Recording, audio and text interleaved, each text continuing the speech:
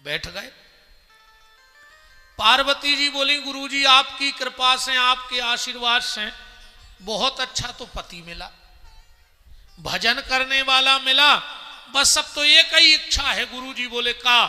बोले बस ऐसो आशीर्वाद दे दे कि घर में एक आध खिलौना आ जाए, हम मां बन जाएं। नारद जी बोले देवी तुम भली मां नहीं बनी, पर शंकर जी पिताजी बन गए।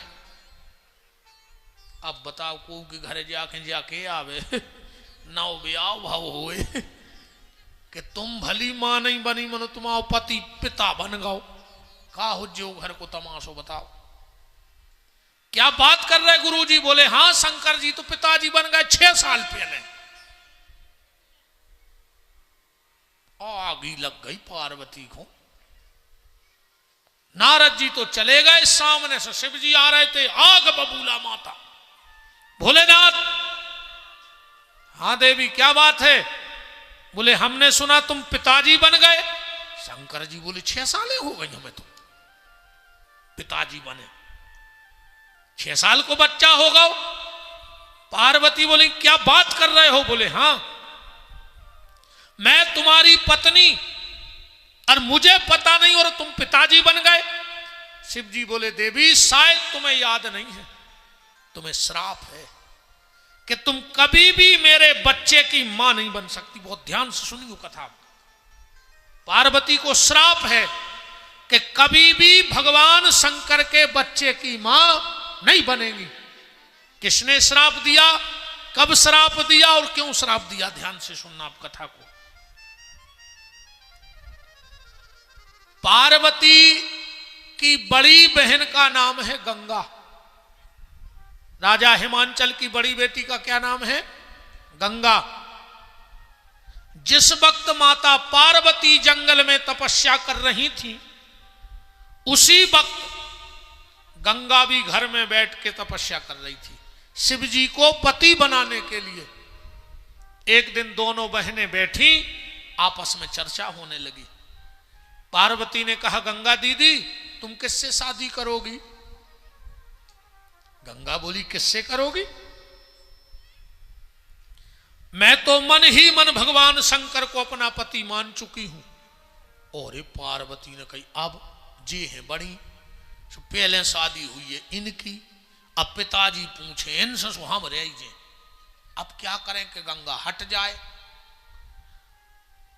बोले सच में तुम्हें शिव जी से प्रेम है? अरे बोले प्रेम हम मर जाए मनो शादी हो नहीं शंकर।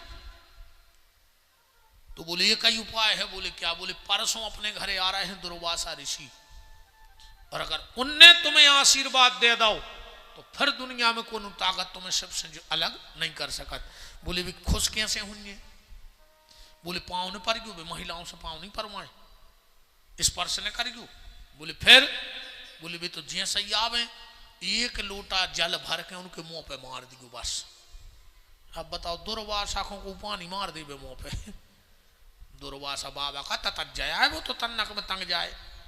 आगी सबसे क्रोधी महात्मा भगवान कृष्ण लवा जा रहे थे द्वारिका। जो लोग द्वारिका गए होंगे वहां आज भी पानी का टैक्स लगता है। दुर्वासा ऋषि बोले हम ऐसे नहीं, दो ही पति पत्नी रथ में लगो, हम बैठे तुम और खींचो, हमें लवा चलने हुई तो रुक्मणी जी और भगवान रथ में लग गए। अब बताओ लक्ष्मी कमल के फूल पे निगबी बारी, अब रथ की पार धरे कंधा पे। रुक्मणी को लगी आई प्यास, बोली नाथ हमें प्यास लगी। भगवान ने जल प्रकट करके जल पिला दो। दुर्वासा बोले हे कृष्ण ये तुमने अपराध कर दिया, पहले मुझसे पूछना था कि हम तुम्हारे अतिथि हैं कि पानी पीने के नहीं। बोले अब तुम्हें तहीं पेट के पानी पियाओ जिंदगी भर। आज भी द्वारका जाइयो थोड़ी सी दूर, भगवान पानी को टैक्स लगत है, कब जाओ द्वारकाधीश दर्शन करने तो वहां तक जरूर जाना। रुक्मणी जी का मंदिर है और आज भी तो पानी के पैसा लगत है, टैक्स देने पर। तो जो भगवान को नहीं छोड़ सके बाबा, बहुत क्रोधी महात्मा। जैसे ही दुर्वासा ऋषि आए, जल का लोटा भरा और मुंह पे मार दिया। आंखें लाल हो गई दुर्वासा की। जो गंगा पे नजर पड़ी, ए कन्या, तू शायद दुर्वासा के प्रकोप को जानती नहीं है, अभी तूने मेरे ऊपर जल फेंका है, जा मैं तुझे श्राप देता हूं, इसी समय तू नारी की देह छोड़ दे और जल बन जाए। तो जो गंगा लड़की थी, कन्या थी, वो पानी बन गई। उसमें से आवाज आई, त्राहिमाम त्राहिमाम त्राहिमाम। भगवान, मुझे तो यह पता था कि जो आपके ऊपर जल फेंकता है उस पे आप प्रसन्न होते हो, और आपने मुझे श्राप दे दिया। दुर्वासा ने ध्यान करके देखा, ओ ये तो गड़बड़ होगा। बोले, बेटी गंगा, अब श्राप दे दिया है तो तू रहेगी तो जल, पर अब तू साधारण जल नहीं रहेगी। यहां से तू सीधी जाएगी ब्रह्मा के कमंडल में। जब भगवान वामन अवतार लेंगे तो इसी जल से भगवान के चरण धोए जाएंगे, और तू पतित पावनी गंगा के नाम से प्रसिद्ध हो जाएगी। दूसरा वरदान तुझे यह है कि तेरे जल में कभी कीड़े नहीं पड़ेंगे। गंगा जल में कभी कीड़ा नहीं पड़ा। तुम 6 साल धरे रज्जू घरे ले आन के, जो प्रभाव है गंगा जल को। वो जल जब ब्रह्मलोक को चलने लगा तो बगल में खड़ी थी पार्वती। पार्वती ने मुस्कुरा दिया। गंगा ने कहा, पार्वती, अब शंकर की पत्नी तो तू ही बनेगी, क्योंकि मेरा शरीर रहा नहीं। मैं तो अब शिव की पत्नी शरीर से बन नहीं सकती, पत्नी तू ही बनेगी। पर मैं तुझे श्राप देती हूं, तू पत्नी तो शंकर की बनेगी, पर तुझे शंकर के पुत्र की मां बनने का सौभाग्य कभी नहीं मिलेगा। गंगा चली गई। फिर जब वामन भगवान ने अवतार लो, वही जल से चरण धुले और गंगा को प्रादुर्भाव जन्म भवते से गंगा नाम पढ़ो भगवान के चरण धुलने से। और राजा सगर के 60,000 लड़का भय। कपिल मुनि को अपराध करो, कथा तो तुमने सब जानत हो। एक एक करके बहुत राजा भय रघुवंश में। आखिरी में भागीरथ गंगा को ले आए तपस्या करके धरती पे। और जब भागीरथ ने कहा कि माता चलो, हमारे पुरखा तारने हैं पितर, गंगा बोली हम चले तो चलेंगे, पर जब हम ब्रह्मलोक से गिरेंगे तो हमारी धार इतनी तेज रहे कि पृथ्वी फट जाए, हम पाताल चले जाए, तो मुझे कोई संभालने वाला चाहिए। भागीरथ ने कहा कौन संभाल सकता है? बोले भगवान शंकर। भागीरथ ने ऋषिकेश में भगवान शिव की आराधना करी है। आज भी आप जब ऋषिकेश लक्ष्मण झूला के ऊपर जाओगे तो भागीरथ शिला बनी है। हमको 2-3 बार सौभाग्य मिल गया भगवान बद्रीनाथ को कथा कहने का, तो खूब घूमा हूं वहां का पूरा क्षेत्र, क्योंकि कथा के बाद ये पहाड़ में वो पहाड़ में ते घूमने तो दो बार कथा बद्री विशाल भगवान के यहां हो चुकी है।